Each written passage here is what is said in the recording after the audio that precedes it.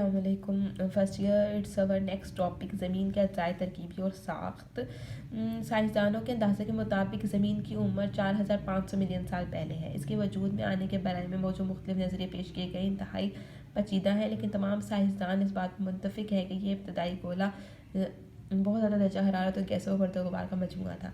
इस बात से ज़ाहिर है कि साइंसदान क्या कहना चाह रहे हैं कि साइंसदान पहले इस बात को तस्लीम करते थे कि ज़मीन जो मार्स से वजूद में आई है ये पहले गैसों और गर्द गुबार का मजमूआ था, फिर अपनी गर्दिश के बाद रोटेशन जो अपने महवर के गिर्द गर्दिश कर रही है उसके बायस, और जैसे जैसे आगे ये मूवमेंट रेवोल्यूशन करती गई उसके बायस ये ठंडा होना शुरू हो गया और जो ठोस मादा था, भारी मादा, वो सेंटर में आ गया और जो हल्का मादा था वो बाहर की तरफ जो है ड्राई होना शुरू हो गया, जिसकी वजह से इसकी मुख्तलिफ हिस्से हमारे से वजूद में आ गए और ये अपने लपेट में ले लिया। और इसके बाद जो क्योंकि गैसें थी, गैसों ने जब आपस में कंडेंसेशन स्टार्ट हो गई तो बुखारात बन गए और पानी बारिश बरसने लगी, और जब बारिश बरसा तो जो ज़मीन के नशेबी हिस्से हमारे से वजूद में आए थे वो पानी से भर गए और वो समुंदर बन गए, और जैसे ही जो बाकी सतह ऊपर नज़र आने लगा वो खुश्की के हिस्से वजूद में आ गए। आज ज़मीन के तकरीबन 70% हिस्से में पानी है और 30% हिस्से में खुश्की है। ठीक है, गैसों के तहें जिनमें ऑक्सीजन, नाइट्रोजन, दीगर गैसों खाके ज़रात में ज़्यादा वो पूरा हवा में मौलिक होकर रह गई और उसने हमारा एटमॉस्फेयर बना दिया। अगर ज़मीन की के बारे में देखा जाए, इंटीरियर ऑफ द अर्थ यानी अंदरूनी हिस्से के बारे में देखा जाए तो इसका अंदाज़ा बहुत कम लगाया गया है, लेकिन जो ज़लज़ला मतलब आते हैं उनके थ्रू या फिर अंदर से जो लावा बाहर आता है उसके थ्रू पता चलता है कि ज़मीन का अंदरूनी हिस्सा आज तक मेल्टेड फॉर्म में है, यानी कि पिघला हुआ है। वहाँ पर टेम्परेचर बहुत ज़्यादा है और वहाँ पर भी गर्म गैसों का एक गोला, क्योंकि शुरू में थी तो जब ठंडी हुई तो ऊपर वाली सतह पर पपड़ी जम गई। जैसे कि इसकी एग्जांपल मैं दे सकती हूँ, जब आप किसी गर्म चीज़ को ठंडा करते हैं, जैसे कस्टर्ड वगैरह बनाते हैं, उसको ठंडा देते तो उसके ऊपर एक लेयर आ जाती है और नीचे वाला हिस्सा लेकिन मेल्टेड फॉर्म में होता है। तो इसी तरह से इसमें भी यही बात हुई ज़मीन में भी कि ऊपर क्रस्ट वगैरह जम गया लेकिन अंदर वो अब लोहा निकल जाते अभी तक प्रेशर और हीट के बाइस गर्म और मेल्टेड फॉर्म में मौजूद है।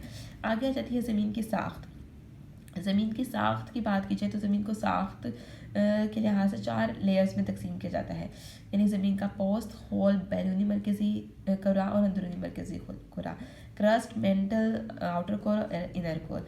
जो क्रस्ट होती है ज़मीन का पोस्ट जिसे कहा जाता है वो ज़मीन का सबसे बाहर वाला हिस्सा होता है जिस पे हम रह रहे हैं। ठीक है, जिस पे हमारे मकान है, जिस पे हमारे बागात हैं, फील्ड है बने हुए। ठीक है, ये सारा कुछ जो ज़मीन पर है, इंडस्ट्रीज़ वगैरह बनती है, वो ज़मीन का क्रस्ट होता है।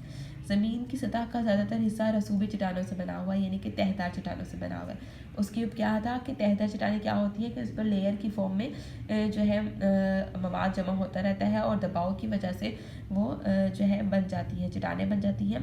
अगर बर आज़मों में इनकी तहों की मोटाई एक साथ तस्वुर की जाए तो औसत मोटाई तकरीबन निस्फ किलोमीटर होगी, जो कि ज़मीन की जिसामत के लिहाज से बहुत से मामूली है। ठीक है, अब ज़मीन के पोस्ट को भी 2 हिस्सों में तकसीम किया गया है, एक बराज़मी पोस्ट है और एक बहरी पोस्ट है।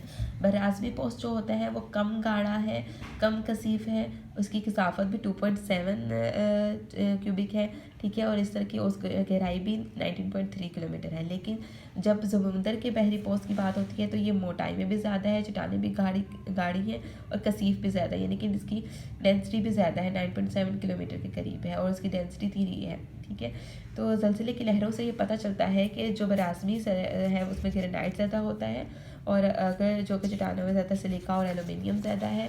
ठीक है, इसलिए इसको सियाल कहा जाता है। और जैसे ही हम समुद्रों की बात करें तो उसे सीमा कहा जाता है, क्योंकि उसमें मैग्नीशियम और लोहे के जो है खाए ज़्यादा होते हैं और सिलिका और मैग्नीशियम ज़्यादा होता है। ज़मीन की पोस्ट, इसकी जो ज़मीन की पोस्ट की कुल मोटाई 8 से 50 किलोमीटर तक होती है। इसके बाद ज़मीन के पोस्ट और के निचले हल्के मेंटल के दरमियान एक तह मौजूद है जिसे मोहरो लेयर कहते हैं। ये तह मोहरोविसिक साइंसदान ने 1909 में दरियाफ्त की थी, जिसके बाद जो है जो क्रस्ट थी यानी कि ठोस क्रस्ट, उसने क्या कहा था, मेल्टेड फॉर्म इख्तियार कर ली थी। ये आपको डायग्राम दिखाई गई जिसमें दिखाया गया कि 40 किलोमीटर तक आपकी क्रस्ट है, उसके बाद आपकी मेंटल चलती है जो ना ज़्यादा गाढ़ी है, ना मतलब ना ज़्यादा ठोस है, ना ही ये पिघली हुई मेल्टेड फॉर्म है, बल्कि ये बीच वाला ऐसा जैसे जेली टाइप होती है ये है। उसके बाद बैरूनी मरकज़ा सख्त है और अंदरूनी मरकज़ा आपका मेल्टेड फॉर्म में है। फिर मेंटल आ जाती है, ये खुद ज़मीन के पोस्ट के नीचे, यानी कि इसके बिल्कुल नीचे है, जो ठोस चट्टानों की है। इसकी मोटाई तकरीबन 2960 किलोमीटर तक है और इसकी जो पतली तह है इसके नीचे से 100 से 200 किलोमीटर तक के दरमियान वाली तह में के मुकाबले में कम कड़ी हुई है, यानी लेस रिजिड है, मुलायम है, और इसका स्टेनोस्फेयर का या मरकज़ा खोल भी कहते हैं। ठीक है, यानी कि जो स्टेनोस्फेयर है 100 से 200 किलोमीटर के दरमियान में, ठीक है, उसकी मोटाई क्या होगी, उसकी मोटाई उसमें बहुत लेस रिजिड है, यानी कि वो सख्त नहीं है, बाकी हिस्सा उसका सख्त है। फिर बैरूनी मरकज़ आ जाता है, इसके बारे में कहा जाता है कि ये माया हालत में है, क्योंकि इस पर से पिघला हुआ लोहा मौजूद है और इसकी 2000 किलोमीटर है। फिर अंदरूनी मरकज़ा में टेम्परेचर भी ज़्यादा है, दबाव और प्रेशर ज़्यादा होने की वजह से ठोस हालत में निकल और लोहा मौजूद है, और इस खोल की मोटाई तकरीबन 1370 किलोमीटर है। मेंटल और मरकज़े के दरमियान एक लाइन जुदा करती है, डिसकंटिन्यूटी जोन इसे कहा जाता है, जिसे गटनबर्ग या डिसकंटिन्यूड जोन कहते हैं।